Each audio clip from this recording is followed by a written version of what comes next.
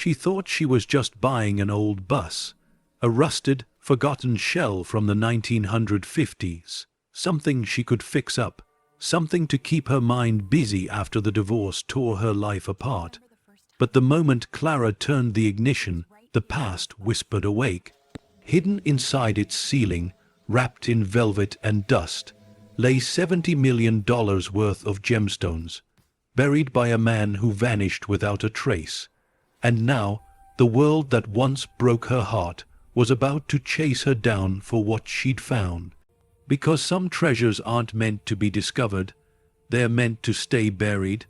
The rain had stopped, but the world still felt grey. Puddles shimmered under the overcast sky as Clara Mitchell stood beside the crumbling fence of an old auction yard. Her hands trembled, not from the cold, but from the weight of everything she'd lost. Divorce papers still sat unsigned on her kitchen table. The house she once called home was nearly gone, piece by piece sold off to keep the lights on. And yet here she was, staring at a rusted 1950s luxury bus as if it had been waiting for her all along. The chrome had faded to a dull bronze, its windows clouded with decades of grime. The one, grand lettering, silver starline, barely clung to its side. But something about it whispered to her. There was elegance in its decay, like a forgotten story begging to be heard. She pressed her palm against the cold metal, feeling time itself under her skin. "You're broken too, aren't you?" she thought. A faint reflection of her own weary eyes stared back, eyes that had cried too much, eyes that had learned silence instead of hope. A voice called out behind her, "Ma'am, you sure you want to bid on that old thing? It's been sitting here for years." The auctioneer's tone carried equal parts curiosity and pity. Clara smiled faintly, her gaze still fixed on the bus. Sometimes the old things are just waiting for the right hands. Minutes later, the hammer fell. A deal made not with logic, but with longing. The old bus was hers. As the keys landed in her palm, something inside her shifted. For the first time in months, she felt a flicker of purpose. The kind that doesn't come from comfort or certainty, but from the thrill of building something new out of ruins. The drive home was quiet, except for the low hum of the wind through the cracked windows. Her teenage son, Ethan, sat beside her, earbuds in, pretending not to care. But she noticed the way his eyes darted around the bus interior, scanning its peeling leather seats and vintage dials. Beneath his quiet demeanor, she saw the same curiosity that lived in her. "You really think we can fix this thing?" he finally asked, pulling out one earbud. Clara chuckled softly. "I don't know, but maybe fixing it will fix us a little too." Ethan smirked, half a laugh, half disbelief. "You've officially lost it, Mom." "Maybe," she said, glancing at him with a grin that was half defiant, half fragile. "But I'd rather lose it doing something that makes me feel alive." The bus groaned as it rolled into their driveway, its frame protesting every bump of the old asphalt. The neighbors peeked through their curtains, whispering. To them, it was just another sign that Clara Mitchell had finally lost her mind. To her, it was a symbol, a vessel for everything she wanted to rebuild. The next morning, the scent of rain still lingered as Clara stepped outside with a bucket of soapy water and an old rag. The sun broke through the clouds, catching on the bus's chipped mirrors. She began to clean. Inch by inch, layer by layer, the years peeled away. Each brush stroke was an act of defiance, against failure, against loneliness, against the quiet ache of starting over. Inside, the bus smelled of oil and dust, but there was something else too, a faint sweetness, like aged perfume trapped in the air. She brushed away cobwebs from the driver's seat and ran her hand along the cracked steering wheel. The keys jingled faintly in her pocket, and for a moment she could almost imagine the laughter of passengers long gone, the hum of an engine that once carried dreams across open highways. Ethan joined her reluctantly, wiping a window half-heartedly before collapsing onto one of the torn seats. "This thing's a disaster," he said. Clara smiled. "So were we for a while, but we're still here." He didn't respond, but she caught the hint of a smile before he looked away. By late afternoon, sunlight poured through the front windows, catching on streaks of freshly cleaned glass. The dashboard gleamed faintly, revealing initials carved into the metal near the speedometer. RH. She traced them with her fingertip, curious. Who had once sat here, gripping this same wheel, steering this same road? The air inside grew still, almost reverent. Somewhere deep in the walls of the bus, something creaked, like a breath being drawn after years of silence. She stepped back, uneasy but intrigued. Maybe it was just the metal settling, she thought. Or maybe something else. As evening fell, she lit a small lamp inside and sat on one of the back benches, sipping coffee from an old thermos. The soft orange glow painted the interior in nostalgic warmth, turning the rust into gold. She felt a peace she hadn't known in years, a quiet companionship between woman and machine, both worn, both yearning to begin again. But beneath that peace, something faintly pulsed, a whisper she couldn't yet name. The kind that lives in the walls of forgotten places, waiting for the right listener to come along. She brushed a strand of hair from her face and exhaled slowly. "We'll make you beautiful again," she murmured, patting the bus's metal frame. One day at a time. Outside the wind picked up. The sky turned violet as the sun dipped low, casting long shadows across the yard. In the distance, thunder rumbled faintly, though no storm was near. Inside, a faint metallic sound echoed from above her, so soft she almost didn't notice. A slow, hollow clink from somewhere near the ceiling. Clara froze, listening. The noise came again, once, then silence. She looked up toward the ceiling panels, confusion tightening in her chest, probably just a loose screw. She whispered to herself, forcing a chuckle, but the unease lingered. She turned off the lamp, closed the door behind her and walked toward the house, unaware that the sound she'd just heard was not the bus settling, but history stirring awake. As the night deepened, the wind carried a faint rattle across the metal roof, like something shifting in its sleep. Clara paused at her doorstep, her hand resting on the knob, eyes drifting back to the shadow of the bus. It looked peaceful in the moonlight, silent, waiting. And somewhere within that rusted shell, $70 million worth of forgotten gemstones glimmered in the dark, patient, untouched, and very much alive. As the night deepened, she realized the story was only beginning. Morning arrived slow and golden, the kind of morning that made broken things look gentle. Dew clung to the tall grass around the driveway, shimmering like glass as Clara stepped outside with a mug of coffee in hand. The air was still, the kind of stillness that comes after months of chaos, a silence she had almost forgotten could exist. The bus stood there in the mist, heavy and hulking, its metal frame catching the first kiss of sunlight. For a brief second it looked almost alive. Clara smiled faintly. "You survived another night," she murmured. She took a sip of her coffee, watching steam rise like ghosts into the air. The faint memory of that metallic rattle from last night tugged at her thoughts. But she shook it off. There were other things to worry about, real things like unpaid bills and job interviews that never called back. Still, as she approached the bus, she could swear it was watching her. The way the morning light curved through its windows, the way the metal seemed to hum faintly when the breeze passed it, felt like the bus held its breath every time she came near. Inside, the air was cool and damp. She opened the side door and climbed the steps, the wood creaking under her shoes. Dust particles drifted in the sunlight like tiny constellations, glowing softly in the quiet. She had spent the last few days cleaning, washing off layers of old paint, polishing mirrors, repairing the torn upholstery. It wasn't perfect, not even close, but something about it made her feel safe. Each small repair was like stitching together her own heart. Ethan emerged from the house, backpack slung over one shoulder. "You're still messing with that thing?" he asked, half amused, half irritated. Clara smirked. "Some people go to therapy. I prefer elbow grease." He rolled his eyes.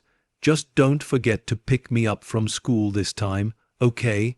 "I won't," she said softly, watching him walk down the street.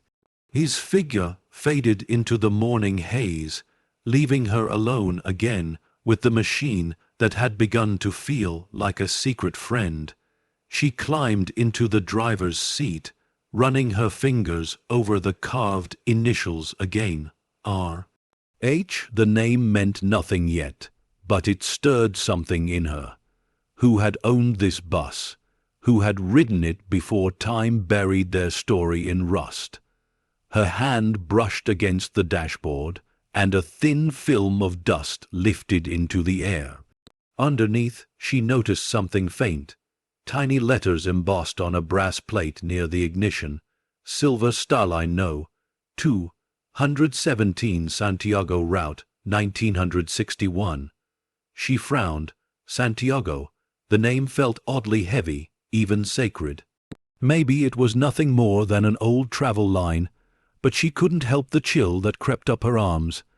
As the day unfolded, she worked in rhythmic silence. Soap, rag, wipe, repeat. Each movement calmed the chaos in her mind. The smell of rusted metal mixed with lemon detergent, the sun slipping between clouds, birds fluttering above the fence. There was poetry in the simplicity of it all. When evening approached, Ethan returned, slumping onto the porch with a soda in hand. "You ever gonna drive it?" he asked. Clara looked up from her work. "When it's ready, you can help me test it." He scoffed. "That thing's not gonna move an inch." "Maybe," she said, "but you'll never know until you try."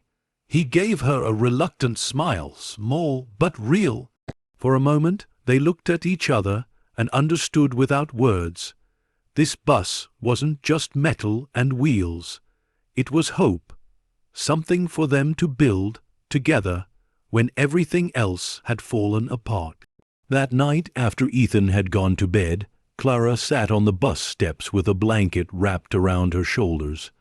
The crickets sang outside and the sky was painted in dark blue silence.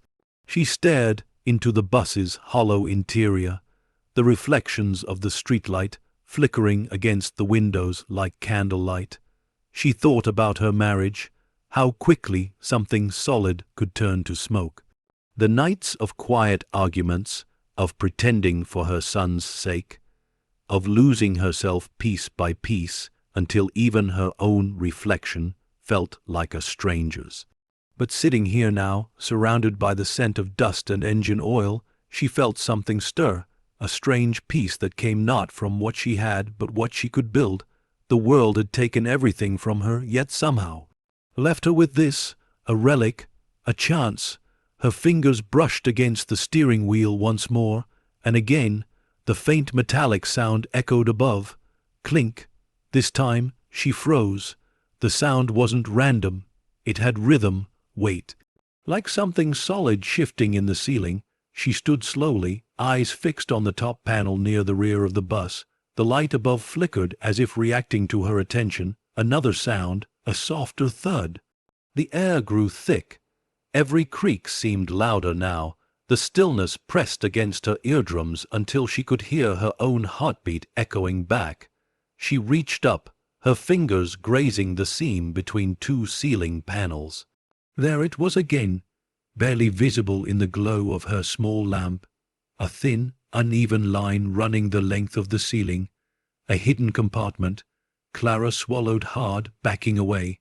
She wanted to laugh at her own imagination, but her gut said otherwise. She could feel it. Something was up there, something that didn't belong to her, but had been waiting, sleeping for years. She turned off the lamp, her reflection vanishing into the glass. The bus returned to silence. For now, she would leave it alone. Tomorrow, maybe, she'd look closer. But as she stepped off the bus and closed the door behind her, a single, hollow click echoed from above, as if something inside was shifting again, restless after being noticed. The wind whispered through the trees, brushing across the metal shell like a sigh. Clara looked back once more before heading inside. In the quiet glow of the porch light, she caught the faintest shimmer through the bus's upper window. A flash so brief it could have been imagination. She stared for a heartbeat longer, pulse quickening, then turned away, forcing herself to breathe. Just the wind, she whispered, just the wind. But deep inside, she knew better. The bus wasn't just a project anymore. It was a story trying to wake up, one that had waited half a century to be told. And as the moonlight slid down its side like liquid silver, the rust seemed to fade for an instant, revealing a glimmer of what lay hidden within. As the night settled over her home, Clara couldn't shake the feeling that she hadn't found the bus at all. Something inside it had found her. The next morning carried the scent of dust and sunlight. Clara stood before the old bus, sleeves rolled up, hair tied back, determination painted quietly across her tired face. The early light bounced off the metal, soft and warm, turning rust into something almost golden. For the first time in a long time, she didn't wake up feeling lost. She woke up with a purpose. She opened the bus door, the hinges groaned in protest.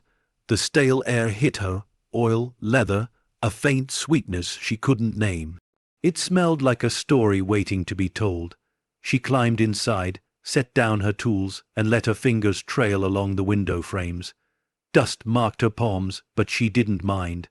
It was quiet work, wiping, scrubbing, sanding down the years.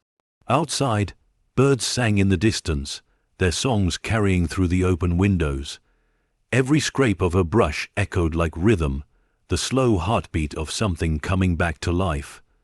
By noon, Ethan joined her again, holding a sandwich in one hand and a skeptical look in the other.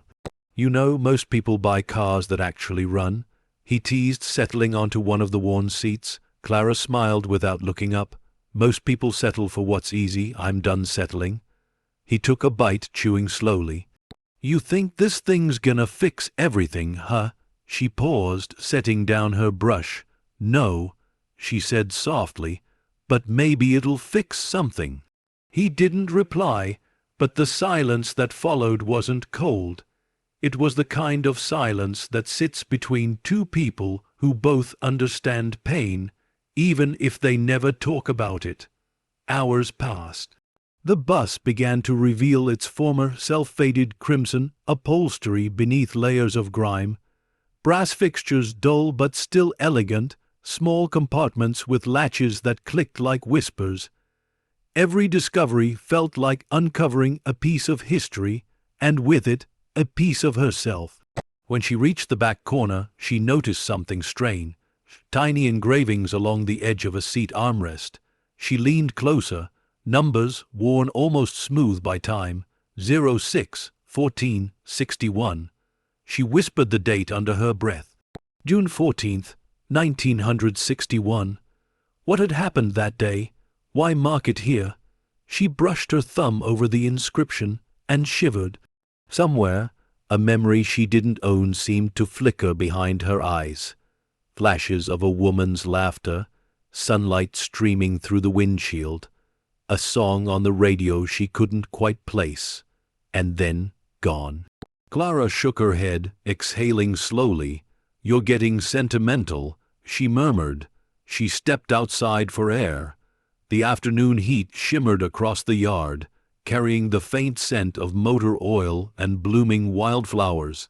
The contrast made her smile, life and decay, side by side. As she looked at the bus, she saw what others couldn't, potential. Where most saw rust, she saw resurrection. Later, Ethan came out again, holding a rag. "Okay, I'll help. But I get to paint the outside," he said, grinning, Clara laughed, surprised by the warmth in her chest. Deal. Together they worked in the fading light, her with the steel brush, him with the hose, both surrounded by the low hum of summer cicadas. The bus seemed to hum along with them, each sound blending into something almost musical. By dusk, when the sky turned shades of rose and copper, they stood back to look at their progress. It was still broken, still beaten by time, but it looked different now. Lighter somehow, the way a heart looks after forgiveness. Ethan leaned against the frame, breathing hard. You think it'll ever drive again? Clara tilted her head, maybe not far, but maybe far enough. A soft breeze swept through the open windows, and for a moment it almost felt like the bus was exhaling. Relieved to be seen again after all these years, Clara stepped inside once more, running her hand along the polished dashboard. The initials R.H. still caught the light. She traced them again, her curiosity growing like a quiet fire. Who were you, she wondered, and what story did you leave behind? As she sat there in the driver's seat, Ethan's voice called from outside. Dinner, she smiled faintly, resting her hands on the wheel one last time. The metal felt alive, vibrating faintly under her touch, like a secret heartbeat deep within. Outside, the crickets began to sing again, filling the air with that familiar night chorus. She stepped off the bus and turned to lock the door, giving it one last glance before heading toward the porch light in the distance. Behind her, inside the silent bus, a faint shimmer passed across the ceiling panel, the same seam she hadn't yet noticed in the daylight. But she would, soon, because sometimes the road to healing doesn't lead you anywhere at all. It simply brings you back to where you were always meant to start. As the stars began to rise above her quiet yard, Clara felt it for the first time in years. Hope, warm and breathing, waiting patiently beneath layers of dust and time. The next few days blurred into a rhythm that felt almost sacred. Dawn light through fogged windows, the hum of an old radio, the sound of a woman reclaiming her life with every stroke of a paintbrush. Clara woke early each morning, her hands already aching before the sun had lifted, but she didn't care. The bus had become her anchor, a vessel not just of steel and dust, but of purpose. She had stopped counting the hours.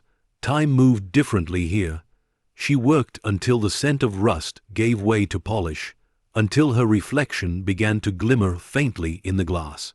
Each time she caught her own eyes in that reflection, she barely recognized the woman staring back, stronger, steadier, her sadness tempered into something like quiet resolve.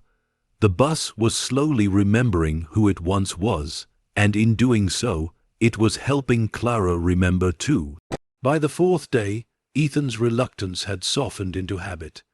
He'd come home from school, drop his bag, and wander out to the driveway with a half-hearted sigh. "Where do you want me today?" he'd ask, and Clara would hand him a brush without looking up. It wasn't about chores anymore. It was their unspoken truce, a rebuilding not just of metal, but of the fragile thread between mother and son. As the sun dipped one evening, they stood side by side, painting over the dull rust with a new coat of silver, gray primer. The color caught the light in ripples, as if the bus was waking from a long sleep. Ethan broke the silence. "You think it's weird that I kinda like this thing now?" Clara smiled, her hand still moving in slow circles. "Weird, no. Miracles usually start out that way." He laughed softly. "You and your old soul quotes." She glanced at him, her expression tender. "Maybe that's what happens when you've lost too much. You start listening for miracles in broken places." For a while, there was only the sound of paintbrushes and the hum of insects. Then, from somewhere deep inside the bus, a low creak echoed. It was so faint it might have been the wind, but it made them both pause. Clara turned her head toward the sound. "Did you hear that?" Ethan shrugged. "It's old Mom. It's gonna make noises. She forced a smile, but something inside her stirred. A quiet curiosity mixed with unease. When the evening grew darker, they packed up the tools. Ethan wandered inside first, leaving Clara alone under the porch light's glow. She lingered a moment, gazing at the bus, the way its new color gleamed like liquid moonlight. Something about it called to her, softly but insistently, like it was trying to tell her a story she hadn't yet earned the right to hear. Later, after dinner and dishes, and the hollow sound of television static filling the house, Clara found herself lying awake. The clock ticked past midnight. The room felt too quiet, too aware. She sat up, pulling on a sweater, and glanced out the window. The moon hung low, silver and watchful, spilling its light across the driveway. The bus shimmered under it, its edges glowing faintly against the night. She hesitated, then stepped outside barefoot, the grass cool beneath her feet. The air was sharp and clean, filled with that peculiar silence that only comes when the world is asleep. As she approached, the smell of metal and rain met her again, old, earthy, alive. She rested a hand against the bus's side, feeling the chill of the steel beneath her palm. "You and me," she whispered, "we've both seen better days." Her voice echoed softly inside the hollow cabin. She climbed the steps and flicked on her small work lamp. The warm glow spread across the front seats, revealing her half-finished work.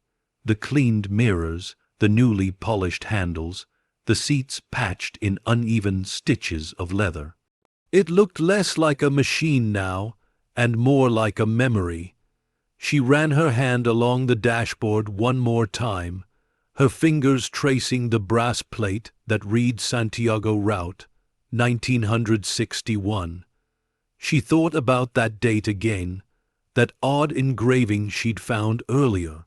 June 14th, a detail caught her eye, the faint outline of what looked like an old sticker, peeled long ago but not completely gone. Only a few letters remained visible. R.O.D. Road, she murmured. It didn't mean much, but it struck her like a whisper from the past. Something unfinished, something waiting. Clara leaned back, her eyes roaming across the ceiling panels once more. That seam still bothered her. The same one that had made that strange sound days ago. She reached up, brushing her fingertips along it. Nothing moved. Still, the feeling didn't fade. The bus seemed to hum quietly beneath her touch, as though its secrets were shifting just beneath the surface, testing her patience. "Tomorrow," she whispered, "tomorrow we'll see what you're hiding." She turned off the lamp and stood at the doorway, the night breeze slipping through her hair. Somewhere far off, a train horn echoed faintly, a lonely, haunting sound that stretched across the empty town. Clara closed her eyes for a moment, letting it wash over her. It reminded her of long drives with her ex-husband years ago, when silence used to mean peace instead of distance, before things fell apart. Before words turned into walls, she smiled faintly at the memory, not with sadness, but with quiet acceptance. The past had already taken enough from her. It didn't need to take this too. She stepped off the bus and walked slowly back toward the house. The porch light flickered as she reached for the door handle, and for an instant she looked back. In the moonlight, the bus seemed to shimmer faintly again, not bright, just a pulse, like a heartbeat behind glass. And as she disappeared into the warmth of her small home, the camera of memory might have lingered just a little longer, panning slowly over the bus, up toward the faint seam in its ceiling. There was a sound, so soft it could have been mistaken for a sigh, a hollow click, then silence. Some roads don't lead you anywhere at all, until the day they decide you're ready to see where they've been waiting to take you. By morning, the fog had thinned, but a strange heaviness still lingered in the air, as if the night had left something behind. Clara stood at the kitchen window, watching sunlight creep across the yard, her coffee cooling between her palms. The bus sat motionless, the fresh coat of primer catching the morning light, but it no longer felt still, it felt awake. Ethan's voice broke the quiet. "You're staring at it again." Clara blinked, half smiling. "Just thinking." "About what?" She hesitated. "About how something so broken can still hold itself together." Ethan shrugged, grabbing his bag. "You say that like you're not talking about yourself." She looked at him, but he was already heading out the door. The truth in his words hung in the air long after he'd gone. When the house finally fell silent, Clara stepped outside. The grass was still wet with dew, soaking through her sneakers as she walked toward the bus. The air smelled of rain and faint rust, and with each step she felt that now familiar pull in her chest. The moment she opened the bus door, a draft of cold air brushed past her face. She froze.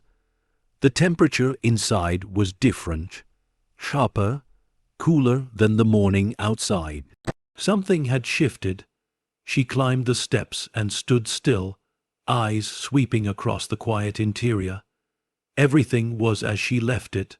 Tools stacked neatly, a folded rag on the dash, the lamp by the seat. But the ceiling looked different somehow. The seam she'd noticed before, the faint line that ran the length of the roof, it was slightly wider, barely, but enough for light to catch on the edge of the metal. Clara's breath shallowed. "You're imagining it," she whispered, her voice small against the hollow silence. Still, she couldn't stop looking. She pulled out the step stool she'd been using for cleaning, climbed up carefully, and reached toward the seam. Her fingers brushed the edge, cold, hard, uneven. It wasn't just a seam, it was a panel that didn't belong. Her pulse quickened. She pressed gently, expecting resistance. Instead, the faintest creak echoed through the cabin. She stepped back immediately, heart pounding. The sound reminded her of something alive. "Okay," she murmured, forcing a shaky laugh. "Just loose metal, nothing more." But the feeling in her chest didn't agree. For the rest of the day, she tried to distract herself. Laundry, phone calls, dinner prep. But every sound, every creak of the house, every whisper of wind, brought her mind back to that panel. By sunset, she gave up pretending. The light was soft and amber when she returned to the bus. Dust motes floated lazily through the air, glowing like embers. She climbed inside again, armed this time with a flashlight. The shadows thickened as she shut the door behind her, the sound of it echoing through the hollow space. She turned the light upward. The beam struck the ceiling, illuminating that uneven line once more. A thread of fear wove through her curiosity, but something stronger urged her forward. She pressed her palm flat against the panel and heard it again, that sound. A faint, hollow tap, like something inside shifting against metal. It wasn't just a loose part, something was in there. Her flashlight flickered, the beam dimming for a second before stabilizing. She exhaled slowly, trying to calm her racing pulse. "You wanted a project," she muttered. "Well, congratulations, you've found one." She stepped down, searching the nearby drawers for tools. Most were still dull from years of disuse, but one screwdriver seemed sturdy enough. She held it tightly, feeling its weight steady her nerves. Just as she was about to climb back onto the stool, she heard footsteps crunching on gravel outside. She froze, her heart stopping mid-beat. A shadow passed briefly across the window, then another. "Ethan," she called out, her voice low. No answer. The shadows disappeared. Silence pressed in from all sides. Clara's throat tightened. She peeked through the glass, the fading sunset washing everything in deep orange. The driveway was empty, but the uneasy feeling stayed. She decided to leave the ceiling alone for now. The sun had dipped low, and the world was beginning to fade into that strange quiet that always came before nightfall, the kind where even the wind seemed hesitant to move. As she stepped outside, she caught sight of her neighbor, Mr. Lorne, an older man who lived 2 houses down, watering his lawn. He waved. "That's a fine old rig you've got there, Miss Mitchell," he called. "Looks like one of those Silver Star coaches." Clara forced a smile. "Yeah, you know anything about them?" He squinted, thinking. Had a friend who used to drive one back in the 60s. Some belonged to touring bands, others to private collectors. That one, though. He leaned on his watering can. "That one looks like the model owned by a jeweler. What was his name? Raymond? No, Ronald? Ronald Hale, I think." Clara's pulse quickened. "R.H.? Didn't he disappear or something?" she asked carefully. Lorne nodded slowly. "Vanished without a trace. Rumor was he was transporting something valuable. Never made it to his destination. Bus went missing for decades." He chuckled, oblivious to the chill crawling down her spine. "Guess it's not missing anymore." Clara thanked him politely and walked back toward the house, her mind spinning, the initials, the date, the route to Santiago. Her bus hadn't just belonged to someone. It had belonged to a man who'd vanished. That night, she couldn't sleep. The old stories looped through her mind like static on a radio. Ronald Hale, jeweler, missing shipment, 1961, at 2:14 a.m. She gave in. She slipped out of bed, grabbed her flashlight, and crept back to the bus. The night air was cold, sharp against her skin. She climbed inside, her breath visible in the beam of the light. Everything was still, perfectly still. But the moment she reached the center aisle, a faint metallic whisper echoed from above. Clink once, then again. It was softer this time, almost. Cautious, Clara swallowed hard, raising her light toward the ceiling. The reflection bounced across the seam, catching what looked like. No, it couldn't be. A tiny gap. Something glittered behind it. She blinked, leaning closer. It was gone. Her heart raced. She stood there for what felt like forever, caught between fear and fascination. Then she whispered to herself, "Tomorrow, I'm opening it." The light flickered again, and she turned it off, standing in darkness for one long, trembling breath. Outside, the night stretched quiet and endless, but somewhere inside the ceiling, the faintest rattle replied, like an answer she wasn't ready to hear. And as she stepped out into the cold, Clara didn't realize it yet, but the bus had begun to tell its story, one whisper at a time. The morning sun arrived late, dull and veiled behind gray clouds, as if even the sky was reluctant to wake. Clara barely noticed it. She'd slept maybe 2 hours, if that, and when she finally stirred, her first thought wasn't coffee, or work, or even Ethan. It was the ceiling. The memory of that faint metallic sound echoed inside her like a heartbeat. "Something's up there." The words kept circling, refusing to leave her alone. She stood at the window, staring at the bus through the thin fog of morning. It sat where she'd left it, still and innocent in the pale light, its silver, grey surface gleaming softly. But it wasn't innocent, not anymore. Ethan shuffled into the kitchen, rubbing sleep from his eyes. "You're up early," he mumbled. "Couldn't sleep," Clara said, forcing a smile. He poured cereal into a bowl, glancing at her from the corner of his eye. "You're not gonna start living in that bus, are you?" Clara laughed lightly, but there was a tremor beneath it. No promises. When he left for school, she waited until the door closed behind him before heading outside. The grass was still damp, the air heavy with the scent of rain. Her footsteps were slow at first, hesitant, but by the time she reached the door of the bus, that old pull returned, curiosity tangled with something deeper. She climbed inside. The air was still cool, holding the faint scent of oil and polish. Dust shimmered through the thin light spilling from the windows. She closed the door behind her and stood in silence. The same silence she'd heard last night, only this time it wasn't comforting, it was waiting. Clara took a deep breath and climbed onto the stool again, screwdriver in hand. Her palms were slick with sweat despite the chill. She aimed the tool at the thin line along the ceiling, pressing gently. The metal creaked, then gave slightly beneath the pressure. She froze, half expecting something to crash down. Nothing happened. "Okay," she whispered, "one step at a time." She wedged the screwdriver into the seam again and twisted. A faint click. The panel lifted, just a fraction of an inch, enough to confirm it was hollow above. Her heart raced. Oh my God! A thin layer of dust fell from the gap, drifting like ash through the air. Behind it, darkness. Deep, dense, undisturbed for decades. Clara steadied herself on the stool, pushing up harder. The metal shifted, then stopped, caught on something inside. She leaned down, grabbed her small flashlight, and aimed the beam into the narrow opening. At first, all she saw was dust, but then something glimmered. A sharp reflection, quick as lightning, like glass. Her breath caught. She tilted the flashlight, but the beam faded against the angle of the panel. The light hit again, this time clearer. It wasn't glass. It was color, red, blue, green, a shimmer of refracted light. Gemstones. The realization hit her like a shock, and she nearly lost her balance.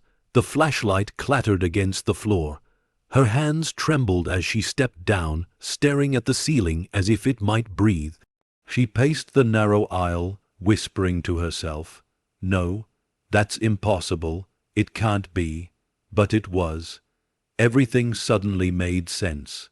The strange chill, the faint rattles, the initials carved into the dash. R. H. Ronald Hale, the jeweler who disappeared, and now his missing fortune, hidden right above her head. She sank into one of the seats, her heart still hammering. The logical part of her screamed to call someone. The rest, the quiet, haunted part that had survived years of betrayal and loss, told her to keep it secret. For the first time since the divorce, Clara felt something electric in her veins. Not fear, not hope, but the dangerous mix of both. She picked up the flashlight again, hand shaking. One more look, she told herself, just to be sure. She climbed back up. The panel looked ready to give if she applied a bit more pressure. She hesitated only a moment before driving the screwdriver deeper into the edge. The metal groaned and then lifted, bending outward with a dry, hollow pop. A small cascade of dust and fabric spilled out, landing on her face and hair. She coughed, blinking through the haze. When it cleared, she aimed her flashlight again. This time, the beam struck velvet. Deep red velvet, crumpled and old but unmistakably fine. Her voice was barely a whisper. "What are you doing here?" She reached up, trying to touch it, but her fingers couldn't reach. The compartment was narrow but long, built deliberately. Whatever was inside had been hidden with precision. Clara stepped down again, setting the flashlight on the floor, her thoughts racing. If this was real, if what she thought she saw was real, it meant she was sitting beneath a fortune that had been lost for 60 years. And yet, it wasn't greed she felt. It was something else entirely, terror or disbelief. The air around her felt charged, as though the past had just exhaled its first breath in half a century. She turned toward the windows. The sunlight had shifted. Long shadows crept through the glass, cutting the bus into stripes of light and dark. She stared up at the ceiling again, whispering to no one. "Who were you, Ronald Hale? What were you hiding from?" The question hung unanswered in the still air. A sudden noise broke the moment, the sound of gravel crunching outside. She froze, the screwdriver still in her hand. Footsteps, slow, deliberate. Someone was walking toward the bus. Her pulse skyrocketed. She crouched, peeking through the small window at the front. A man was standing near the driveway, all wearing a tan jacket, a clipboard in his hand. He was looking directly at the bus. Clara's breath caught. He turned suddenly and walked away, disappearing beyond the hedge. Her body relaxed just enough for her knees to give out. She sank onto the steps, clutching the screwdriver, trying to steady her breathing. Coincidence, she told herself, probably a delivery, maybe a neighbor, but deep inside something darker stirred, because as she turned back toward the bus interior her flashlight flickered once more, then went out completely. In that moment of darkness, she swore she heard it again, the faintest sound, a whisper, not of metal or dust, but of a voice, soft, distant, almost pleading, "Don't open it." Clara's eyes widened, heart slamming against her ribs. The sound vanished as quickly as it came, leaving behind only silence, and the heavy truth pressing down from the ceiling above her. She had woken something that wanted to stay forgotten. And as she sat there in the dim light, shaking, one thing became painfully clear. Whatever lay hidden in that compartment wasn't just treasure. It was a secret that someone, somewhere, had buried for a reason. And that reason was about to find her. The morning came gray and breathless, heavy with the kind of stillness that feels like the world holding its breath before something happens. Clara barely remembered how she got through breakfast, or how she managed to act normal as Ethan talked about school. She just nodded, smiled in the right places, and tried to hide the storm behind her eyes. Every time she blinked, she saw it again. The glimmer of color behind the ceiling panel, the faint shimmer like captured sunlight. Gems, real gems. The thought clung to her mind like smoke she couldn't breathe through. When Ethan finally left for school, she watched from the window until he disappeared down the block. Then she turned, locked the door behind her, and walked straight to the bus.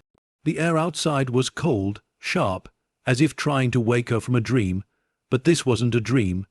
The truth was still waiting in that hollow space above her head. Inside the bus, everything looked exactly as she'd left it, yet different somehow, like the silence had grown thicker overnight. The light through the windows came muted, as though the world itself didn't want to disturb what was about to unfold. She stood beneath the seam, gripping her screwdriver so tightly her knuckles turned white. The panel loomed above her like a locked door in an old house, one that had waited too long to be opened. Clara climbed the stool again, heart pounding so hard it echoed in her ears. Her breath trembled. "All right," she whispered to herself. "Let's see what you've been hiding." The metal was cool under her fingertips. She pressed the screwdriver into the gap again, twisting hard. The panel resisted at first, groaning softly like an old hinge. Then, with a sudden pop, one edge came loose. Dust rained down. She coughed, blinking through the haze as her flashlight beam found the narrow opening. There it was, the velvet. Dark, deep red. The fabric had aged but still held a richness that didn't belong in a forgotten vehicle. She reached up and tugged. Something shifted. A low, hollow scrape echoed inside the ceiling. Then, with a reluctant sigh, the entire panel swung open on a rusted hinge. The smell hit her first. A dry, stale scent like old perfume and iron. She squinted, raising the flashlight higher. Bundles of something wrapped in faded cloth filled the space, neat rows, stacked carefully across the entire length of the compartment. Her throat tightened. With trembling hands, she reached up and pulled one down. The bundle was smaller than she expected, no bigger than a shoebox. The fabric crumbled slightly under her touch. She set it on the seat below and carefully unwrapped it. Velvet? Inside the old cloth was a second layer. Luxurious crimson velvet, soft despite the years. The moment she peeled it back, light scattered across the cabin in a dozen dazzling flashes. Gems, red rubies, green emeralds, clear diamonds catching every flicker of the weak sunlight. Clara froze, unable to breathe. For a long, endless moment, the world went silent. She didn't even realize she was crying until a tear slipped down her cheek and hit the velvet. It didn't seem real, none of it did. The way the stones gleamed, pure, cold, impossibly beautiful, looked like something from another world. Her voice came out as a whisper. "What is this?"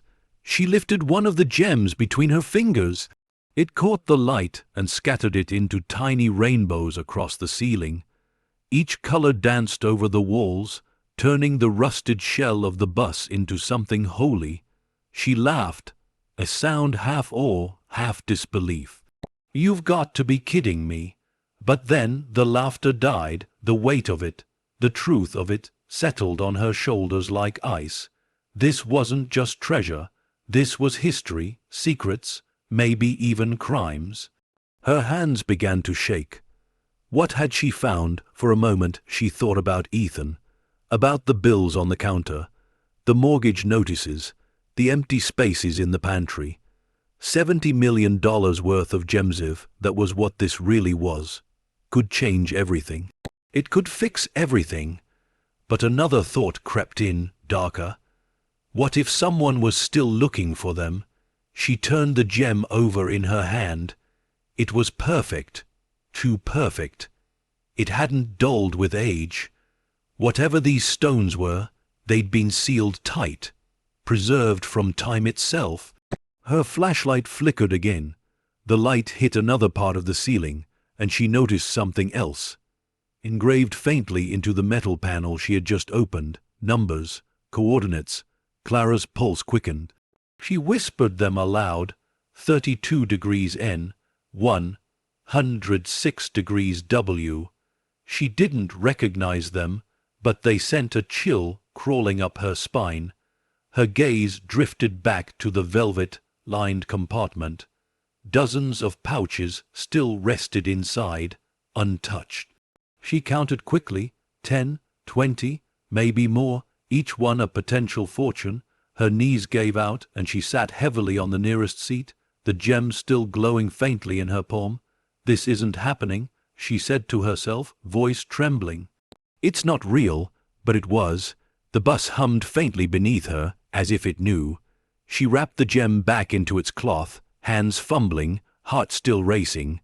Then she reached for another bundle, unable to stop herself. Curiosity had overtaken fear. Inside this one were sapphires, deep, dark blue, like ocean depths, frozen in time. She held them up, letting the light play across their facets. Each one seemed to hold a pulse, a life of its own. A soft sound broke the silence, a click somewhere outside. Clara froze, head snapping toward the window. Nothing moved, but she was sure she'd heard it. A car door shutting in the distance. Her chest tightened. She quickly rewrapped the gems and slid the bundles back into the ceiling compartment. Her hands shook as she pushed the panel up and pressed it closed until it clicked into place again. The sound of footsteps followed, slow, measured, moving along the gravel. She darted toward the window, crouching low. Through the glass, she saw a car idling near the curb, a dark sedan. The windows were tinted, the engine rumbling softly. The driver didn't get out, he just sat there. Watching, Clara's breath caught in her throat. Her heart hammered as she stepped back, pressing herself against the cold metal wall. The gem, still in her pocket, felt heavier than stone. The car stayed for another minute, 2 maybe, then finally pulled away, rolling slowly down the street until it vanished around the corner. Silence returned, but it wasn't the same kind of silence as before. This one was alert, waiting. Clara exhaled shakily, her reflection trembling in the dusty window glass. She looked up toward the ceiling one last time. The hidden compartment was closed again, the secret sealed, for now. But she knew the truth. The bus wasn't just an old machine. It was a vault, and she had just broken it open. As the last rays of sunlight disappeared, Clara sat motionless in the dim cabin, her pulse echoing in her ears, her world forever changed by the whisper of a hidden ceiling.